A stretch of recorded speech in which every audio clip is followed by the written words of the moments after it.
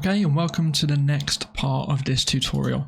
So in this one, the main areas that we're going to go through is geometry creation. So what I mean by that is we're going to create a frame to hold this part in, and that's going to act as a fixture, and also it's going to hold the part together between ops, between 1 and 2. So in this part, first of all, we need to think about the machining process and how we want to go and create this part. So looking at the drawing, you will notice the only real important things on this part are the hole positions and the diameters as well of the holes. Everything else is just not really important at all. And also how parallel the top face and the bottom face are to each other. Not necessarily flat, but parallel.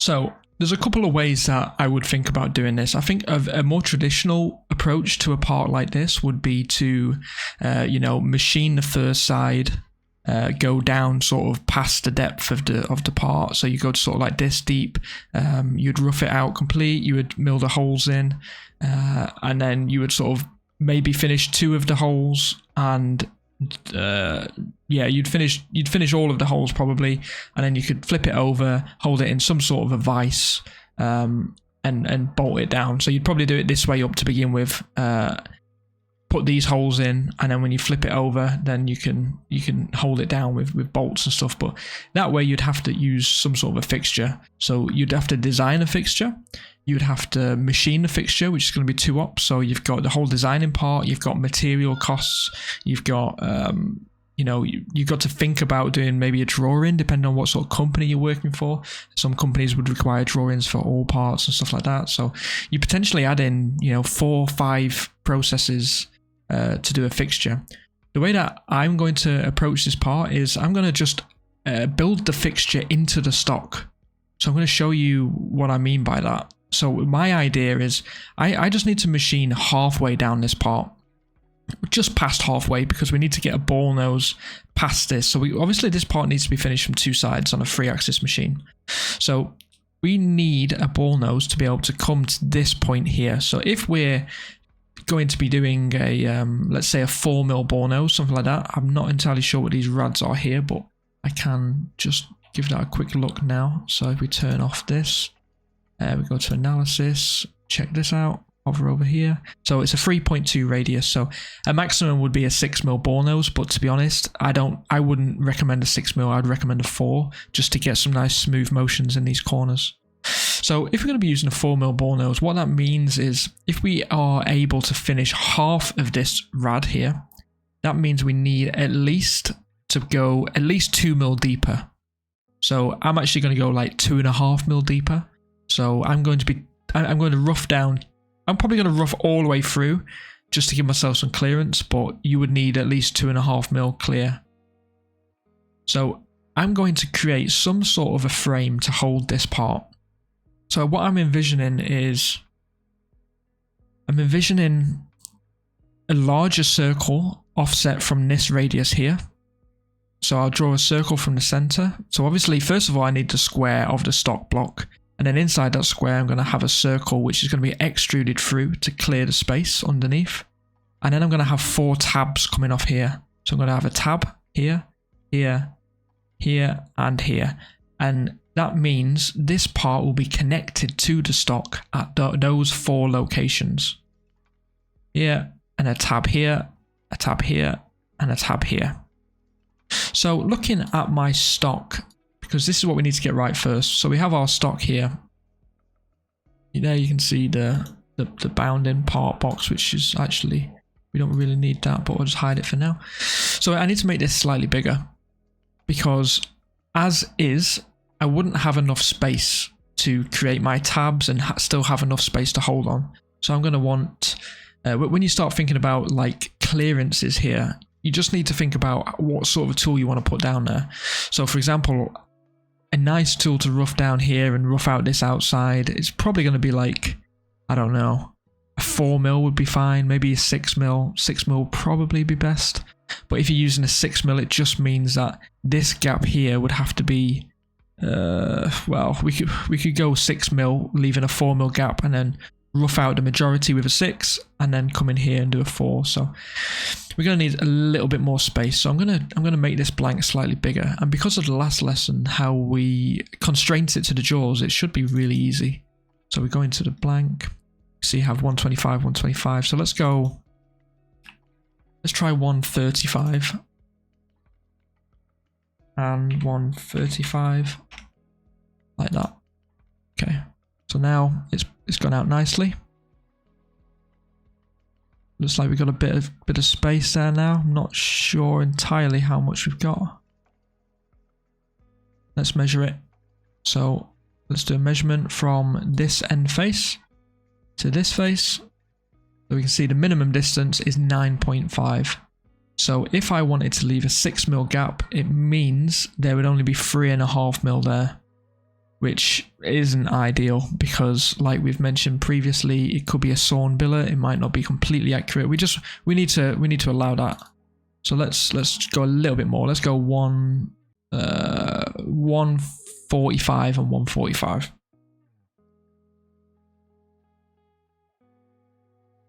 Okay, that should be totally fine now. We got plenty of stock to create a frame. Obviously, the downside to this method would be our stock sizes. Yeah, it's going to be 10mm bigger each way, so X and Y, not Z. But we're going to need 10mm extra on X and Y. But I think the cost still outweighs the fact of using a fixture. Obviously, if you're going to be producing 100 of these, or 200 or 500, then I would potentially look to go down a fixture route.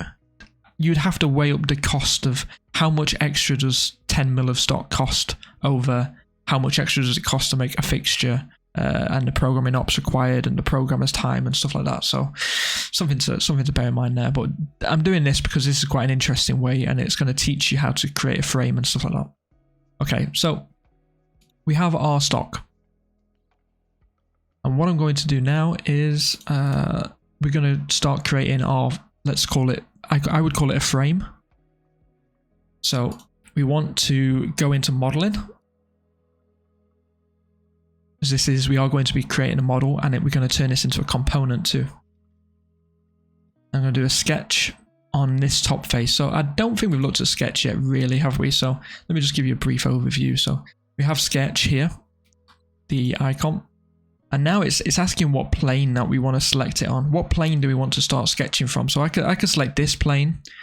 I could select this, or alternatively, I could select a face. So I actually want to sketch from the top face of this part here. The next option is the horizontal reference. So this is what orientation basically do we want to do it from. I could select this line, and you see how the X now goes down there. And then I can select this. So this is the way that I want it to be, because this is my absolute down here. You can see at the bottom left. We just want that to match up. It's not crucial. It's just neat. And this is another neat thing as well. So that you can see how the origin point is this top left face over here. We're going to change that. I want it to be in the center. And I know that we constrain this part completely to the center. So rather than going and selecting the middle point, I'm simply just going to say 0, 0, 0. Like that. Okay. And obviously, although the center point down here, the Z's are relevant because we selected this top face to do it from. So here we go. You can see it's just brought up a web browser on how to use Sketch here, so we can just ignore that. This is this icon here. We're just going to go back into there. So the first thing we need to do is I want to take the lines of the stock block. You'll see currently I can't, there's nothing here. This is purely an empty sketch. I can't start selecting these faces because they're not included in this sketch. They're not included in this, this sketch, I guess. So the way that we do include that is you have this here called include. So I'm going to select that, and what I want to include are these lines. So now I have the outside of my block. So I can start constraining things to this. I can start sketching to this. The next thing I want to do is start worrying about my part. So I'm just going to turn off this blank for now. And I'm going to look down by pressing F8. You see how I press F8 and it snaps to that view. And now I want the outside So everything to the left is going to be stock. So anything inland here is going to be my frame. And then anything on the right side of the part or the inside of the part is going to be, it's just going to be fresh air basically. So the next thing I'm going to do is I'm going to draw a circle from the center. And if I go to this point here, I can see that this diameter, if I just hold it, I can see the diameter showing up there as 115. So we know that we need to allow 5 mil to be on the good side, I would say. So that'd be an extra 10 mil. So if we go 125, something like that. So at 125, I can see I've still got quite a lot of land. So I'm going to go 130. So you can see here, that's like 130. So that should give us enough clearance there. And that should be it for this sketch. So currently all we've done is we've sketched the outside of the stock and we've give ourselves a big hole in the middle, essentially. So I'm going to finish that sketch. Oh, I've not got my my square.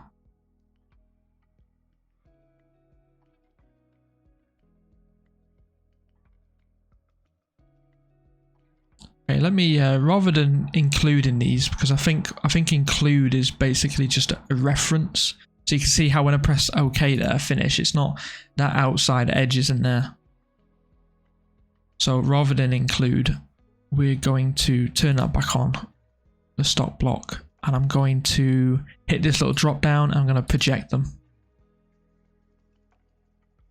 I think include is just to take references from or like measure from and stuff like that. So here we go. So now we have these two lines. So I want to extrude these now to turn it into a body. So extrude, and I'm going to extrude so you can see the selection method here. Let me just show you that. So the selection method up here, if I have single curves, I could go and select this, this, this, and this. Alternatively, you could do connected curves. So it's going to select all the curves that are connected, like it's done there. And infer curves, that selects the whole sketch. So you can see how it selected the whole sketch there. So the vector is the direction that I want this to move in. So I want it to go, go the other way personally. So I'm going to go down, so I'm using plus values. So the start is 0 and the end is 22, because that's the stock that I've got. And then here, we either have none, which will just create a solid. We can unite it to other solids. We can subtract, intersect. We're not going to get into that just yet. For this, we just want none. We just want it to be a pure solid. Press OK. Okay, so now you can see we're starting to build our frame up here. Now the next thing that we need is we need some sort of tabs. We need to create some tabs that come off this face. So the method that sticks out in my head is we want to thicken this face and just offset it and see what that gives us. If we do, or would it be better to draw it?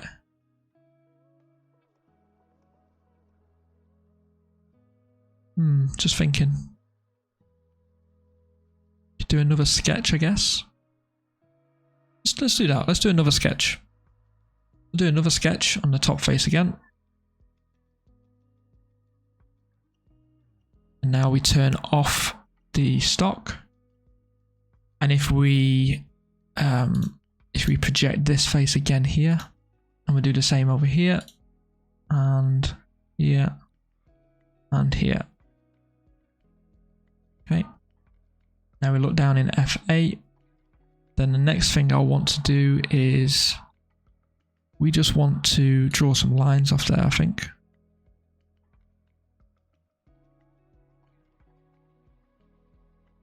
We can connect that. Do the same over here.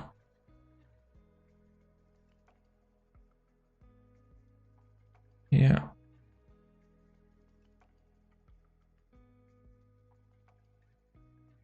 And here. Probably would have been easier for me to just do one of them and then we could have patterned it around. Let me yeah, we'll do it this way for now, but no, we'll do that. We'll do it the other way. So if we just had one of those, for example, like this. So here we just have the one. I'm going to use this pattern feature. I'm going to select these curves to pattern. And I'm going to select circular pattern. And I want the center point to be just in the middle. So we know that could just be 0, 0, 0. And now the count is going to be 4. And the angle is going to be 90. So that works out the same way. And that's probably just, it's slightly quicker, I would say. Okay, so let's finish that sketch. And now I'm just going to extrude that again. By 22, you can see it's got the wrong, well, not wrong, but it's gone them up rather than down. I'm just going to double select that. There we go. Okay, so when I just did that here in this window, there's two ways of doing it. This is, I'll show you the best way, but so now I've created that. These are two separate bodies, completely separate bodies. They don't have any associativity together whatsoever. So normally you could come in and you could unite, and I would select this, and now this is one body. The other alternative method would be when you are doing this extrude here, how I showed you in here before, we can unite it to this here. So now all of these just unite to this nicely. Okay, so the next part is, actually, it's probably best not to unite these straight away. So I'm just going to undo that. You can see I'm figuring this out as I'm going along here, how I want to do it. It'll be best to keep these separate for now, because we need to move these down to a better area. So I'm going to use this move face function here. I'm going to move this down so I can see that I'm clear of that chamfer there. You see, you need to be clear of this chamfer because we need to put that on. So I'm going to go down to, let's say, 5. I'm going to go 5 mil on that face, that face, that face, and that face. Okay, I'm going to do the same on the other side. So this one, this one, this one, and that one. And we want to go -5. Okay. So now we've got some clearance there. We have, oh, we need to go more on the underneath. So rather than doing another move face on top of that, I'm going to come into here and I'm just going to change that. So that looks about level, and then 2 mil, a little bit past that. Okay, that looks okay. So now the next thing is, currently we could probably machine this part as is with this sort of a frame, but you'll see here that this part overlaps this blend. So we're going to have to put this blend in half and half from each side. So we need to make sure the tool is going to be clear of this. So I'm going to move these in. So I'm just going to do that one and that one. And we'll move them in 2 mil, looks good. Do the same for this one and this one. Again, 2 mil should be good. This and this. So this, what I'm doing here, just moving these around, this is called synchronous modeling. And then the last ones here and here. I'm just moving them in 2 mil. So now you can see this is a lot cleaner now. It's a lot neater. We're not getting any obstructions. We should be able to do every part of this now as is. So the next thing we need to do is we want to unite these to the main body. So unite this to this, to this, to this, to this. So that's going to create us one solid. Okay. Now the next part is going to be adding some machinability to this frame. So this frame is fine, as I've said. I'm going to add some rads in this corner. So we know that we want to try and use a 6 mil tool if possible to rough out this part. So let's just double check we've got enough space inside here. So I'm going to analysis, I'm going to measure this face to this face. and you can see the minimum gap is 11 mil. So that's plenty of room for us there. Plenty of room. So I'm going to add some rads to this here, because I don't want the tool to be getting as steep and as much into this corner as possible. I want to just rad this out nicely. So I'm going to go into Home and Edge Blend. So let's just select these faces here, and we'll do all of them.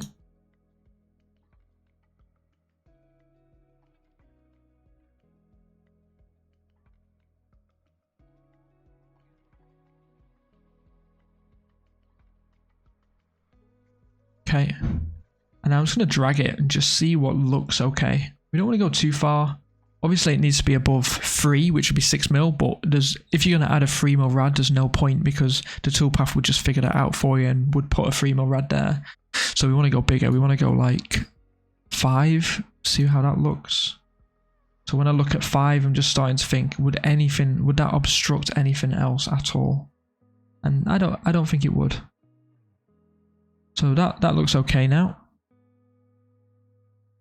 So then once we machine this part from this side and it's all complete, when we flip it over, we haven't got anything to hold on. We haven't got any well, obviously we could hold the block, but it's just a sawn edge. There's nothing really tying this up. It's not ideal. So what we want to do now is we want to create a nice holding. So we want to machine a flat on here, a flat on here, and also this top face needs to be skimmed. So that is going to give us 3 really good machined edges that have been machined at the same time as the part. So when we flip it over to hold in the vise, we know everything's going to be nice and square. There's going to be no problems there. So if we just highlight the block on here, so we need to drop this top face by just a decent amount that would allow skimming. So I'm going to drop it just 2 mil probably. I need to make sure we got the right face selected there, so I'm just going to turn that back off. So we're going to drop this top face. That's 3 mil, but I'm just going to go 2. Okay, so the top face has been dropped. We're still clear, so that's fine. And now we need to create 2 flats on the edges. So there's a couple of ways of doing this. Probably the easiest way for me is to probably carry on trying to use synchronous modeling. So I'm going to try and split the face. I'm going to try and divide it. So in this More tab here, we should have a few options. Divide face. I'm going to divide this face. It's selected everything. I don't want to do that. Do that again. I'm going to divide the face. Rather than having body faces, just single this one. And I'm just going to do, you can do a few different options in here. You could do offset curve. That could work out quite nice. And we could just select this and say 10 mil. Yep, something like that. And we'll do the same on this side.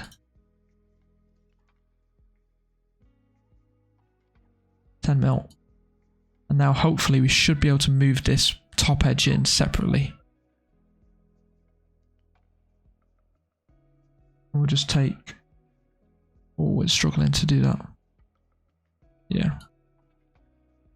Struggling to do that bit. So I'm going to undo that just by pressing Ctrl Z. And then I will... So I'll just draw them on. So I'll do a sketch on the top face. And I will do a rectangle from the center. See how we can't select anything on the part, so let's just include this hole. Now I'm going to do a rectangle and I'm going to do from center, so my first point will be there in the center. And I'm just going to make sure this doesn't matter, so X, for example, doesn't matter at all. Y is the important one, so we want to be just slightly less of this. So I'm just going to go about there. Maybe a bit less actually. Because we actually want to make sure we cut it. You see how it keeps snapping? If you just hold Alt, it stops that snapping to the line. So something like that. And then I'm just going to draw a bigger circle around that, like that. Now I've got these two squares, and I'm going to use the subtract method this time. So I will extrude. I'm going to extrude this down by 10 mil. And rather than creating this as a part, I'm going to simply subtract it from this. And now you can see I get these two flats on the ends. Okay. So we probably want to add a chamfer around this top edge too, a very small one, like 0.5 mil. Just so when we flip it over in the vise, the machinist doesn't have to manually take this edge off. So we're just going to add two small chamfers here and here.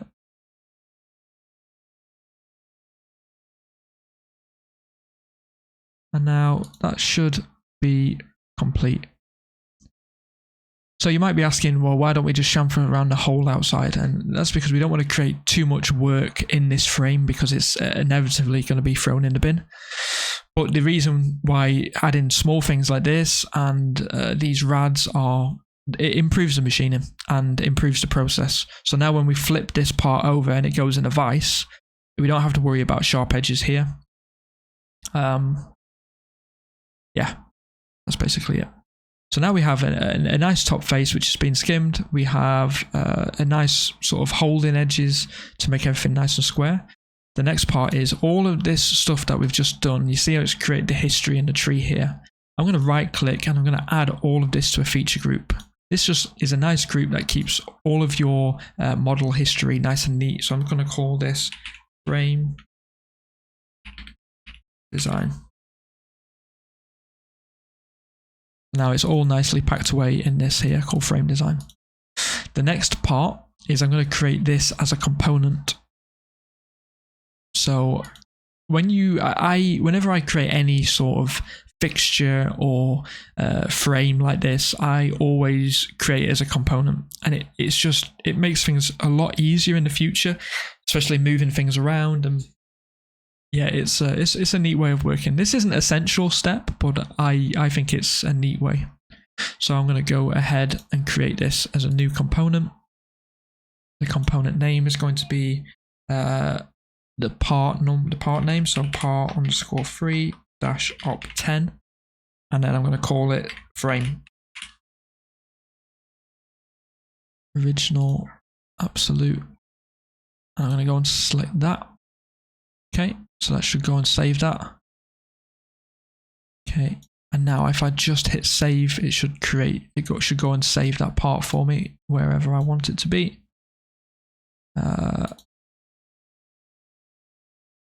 I'll save it in this folder here, and I'll call it part_3-10 frame, like that. Okay, so now what we should see, this group will be completely empty other than just the sketches. So this was actually a waste of time just creating this group, because when you create a component, it just gets rid of this sketch history anyway. So we can just delete these now. And now when we look in here, we've got our part lying in there. So you can see it's taken the actual part as well. That's because it's included in the reference set. So let's open this up and let's see what is in there. Okay, so it's taken a copy of the part. So we don't necessarily need that. And that's because we sketched some stuff on this part. So when we projected these curves, it takes a link of the part at the same time. So we can just go ahead and we should be able to just delete this out, I think. Yeah.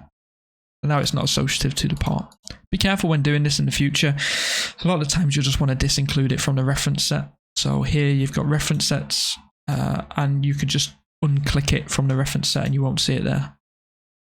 So I'm going to save that. Should be able to close that now, and here we are back in the file. So this is our main link body for the part. So I'm just going to go and rename that while I can see it.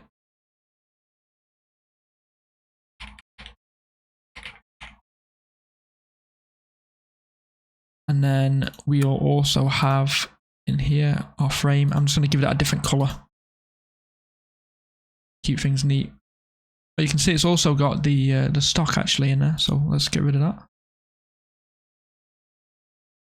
Yeah, the blank, we shouldn't need that blank anymore, I don't think.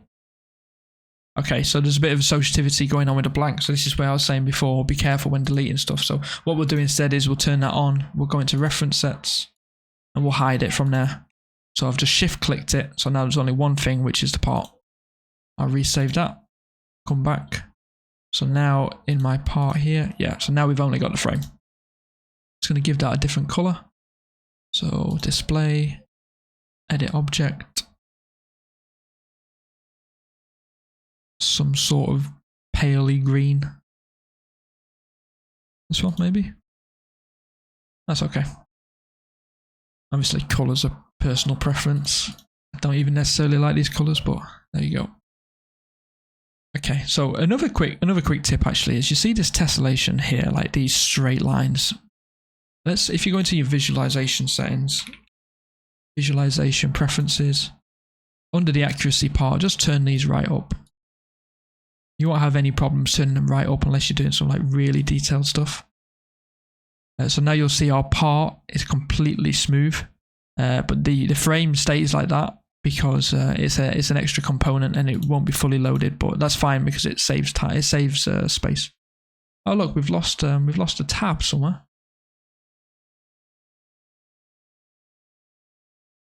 Somehow we lost our tab.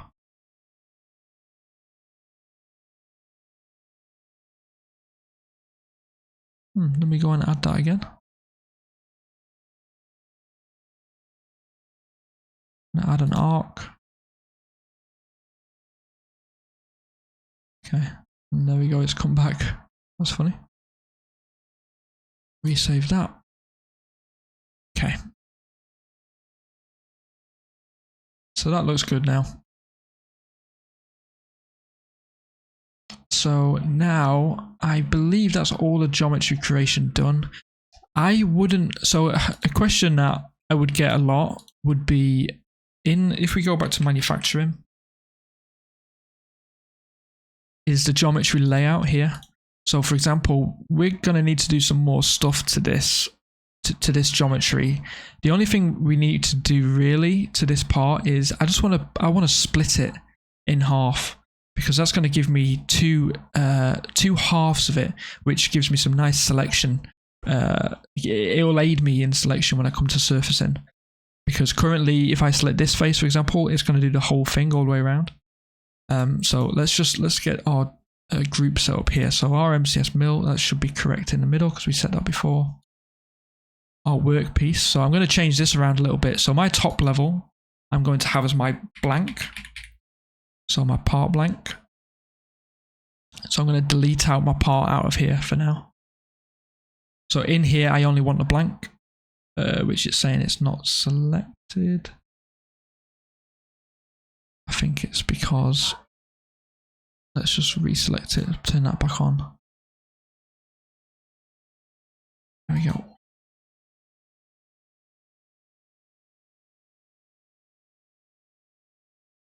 So we just delete that out and let's go and recreate it. Bounding block, and I think it was 145, 145, 22. Oh, it can't be created because it's created from the part. So when the blank when you try and do it like 3D, like bounding block, it needs the part in the group to be able to create this. So rather than do this, let's create the stock ourselves. So if we just do a block, so back into modeling, and we just use block, and we say 145, 145, 22.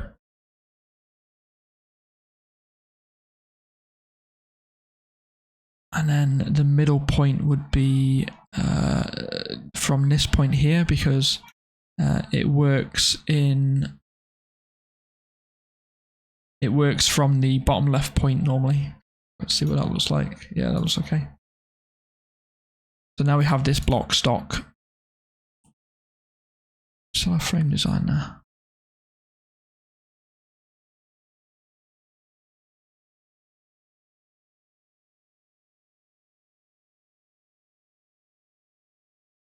So this is going to be our stock. And normally I like to put the size of this in here as well. So stock block. And I would normally put something like 145 by 145 by 22. Okay. And also let's give this a different color to the rest of it.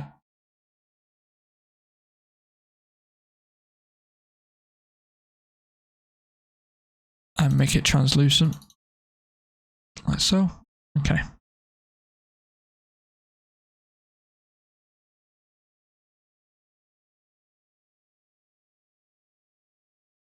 What is going on here? So we're in top 10 frame dot part.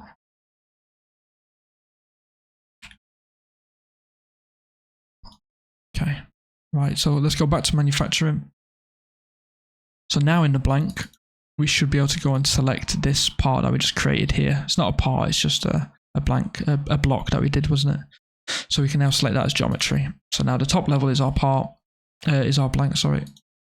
And then inside there, I'm just going to copy and paste that. And this one is going to be called main link body. So this is the body that we never changed. This is as the design master is, as the part is. I'm going to go ahead and delete the blank out of there and add the part. So I'm just going to hover and click the part. Okay. And I'm now going to put that underneath so it's inherited. So now when we click this, you can see we didn't select a blank, but it's been inherited. And now we're going to need to create another one. So this is where this tree comes in useful. So I'm going to go ahead and we want to take another link body. So let's go and copy this one and paste it. And this one's going to be called surfacing body. Because as it says, all of our surfacing we want to do under this body. So what's going to be the difference? Well, let's go ahead and deselect this. So we don't want that as our part in there.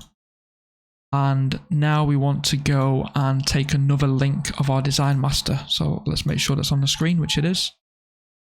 I'm going to go into wave link. I'm going to take a link of that part 3. Okay. So now we should have 2 links in here. We've got the main body and this one's going to be surfacing body.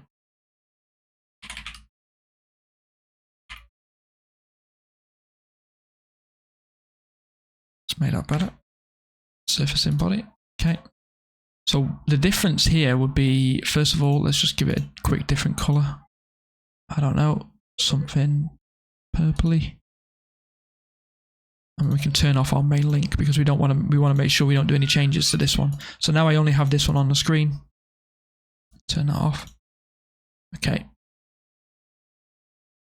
So let's just turn off our blank as well.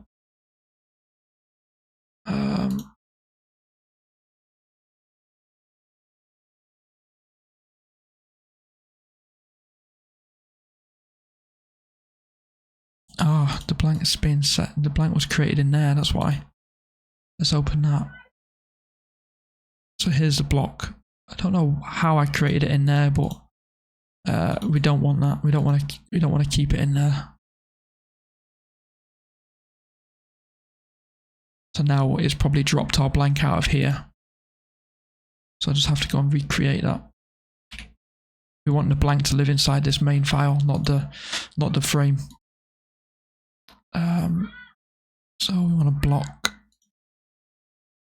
145, 145, and the point would be there. It's switching to there because I'm selecting it from the the frame itself. If I cancel that, you see how it's switched the windows there. So rather than doing that, then let's do block. We'll leave those figures in, but rather than selecting this point, we'll just say from our WCS, it wants to be it'll be minus 145 divided by 2, and minus 145 divided by 2. And then the Z should be 0 from WCS. There you go. So you can use it as a calculator, and that just gives me the point over there. That's all good. Right, so there we go.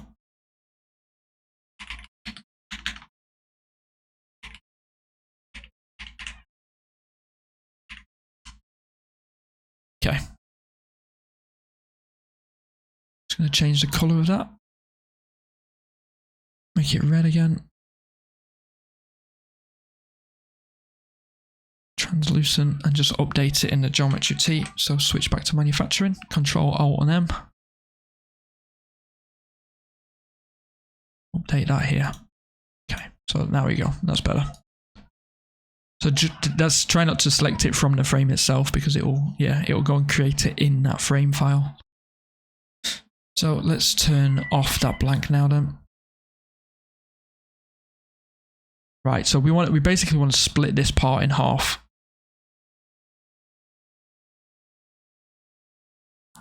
So that's our surfacing body there. So the easiest way to do this would be to do a split body. So first of all, let's just figure out what the distance is, the thickness of this part, so we get the exact middle. So get the measure out. We want that top face and that face. 10 mil, so 5 mil. So now we want to split it. So we're going to go to more. No. We want to be in modeling. There we go. Right, modeling, and we want to split, which is split body here. I want to split that. I'm going to do it by new plane. I'm going to select this and say -5. Show result. And here we've got this split all the way down the middle of the part. You'll see how this will help us in the future. This is going to give us basically anything above this line we want to make sure is machined from a surfacing point, and anything below we're not bothered about. Okay, so now we can add these two. We want this one and this one. I'm going to add them to a feature group, and this is going to be called surfacing body. Like that. Okay, so now in our geometry group, we can add this selection to our group here. Just like that. So now we have our blank at the top level, our main link body, and our surfacing body. These are the only two bodies we're going to need for this one, but on the next like 5-axis project and the main project at the very end of this course, we're going to probably use quite a few of these, and it's really helpful, and you'll see why it's helpful in the next few videos. Okay, so now we can turn on our frame again, and we are ready to start machining it finally. So this was quite a lengthy video going over all of the sort of geometry creation, but this is such a crucial part of the job. The more you learn about modeling, the easier it's going to make your life, definitely. That's something that I always think CAM programmers overlook, is the modeling side of it. And yes, some small details that we've done on here, nothing crazy, but it's good. It's good to start going through it all. So that's going to bring this course to an end, this lesson, sorry. I hope you enjoyed it, and I'll see you in the next one when we're going to start finally machining this part 3. Okay, thank you.